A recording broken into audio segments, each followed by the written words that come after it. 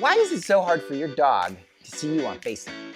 Well, there's several reasons, but my favorite has something to do with why it's so hard to kill a housefly. And trust me, it's cool. Really cool. It's so cool. But before I tell you my favorite reason, let's start with some of the more obvious ones. So dogs occupy a 3D world. So when they hear your voice clearly, they start looking for you. Hey, let's go. And being that a third of a dog's brain is designated specifically to scent, it's no wonder the dogs fail to recognize us when we're asking to look at a screen. Say hi to mama. Say hi to mama. And then add in how much smaller you are on the screen than in real life, and this can lead to a very confusing interaction. And another reason, this one's my favorite, has to do with how dogs see movement faster than we do. This is called the flicker fusion rate. The flicker fusion rate is the point at which a flickering light appears constant because the flashes merge into a single, stable image.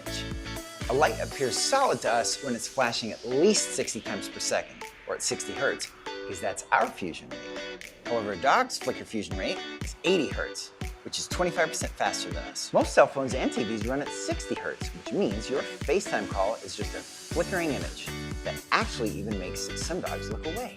Here's an experiment you can do so you can see what it's like for yourself.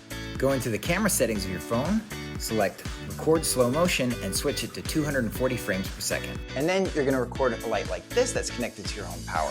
Because your home's electricity is alternating current, it's running back and forth from your house at 60 times a second, or 60 hertz, which is why it appears stable to us.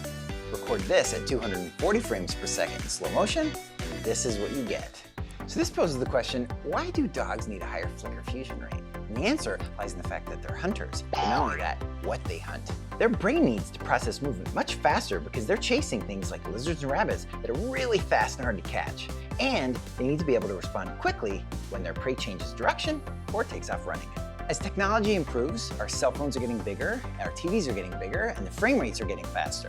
And so as the frame rates get faster, the image to the dogs gets smoother and smoother, and we're seeing a lot more dogs who are now interested in TV. They're responding to other animals and even dogs on the television.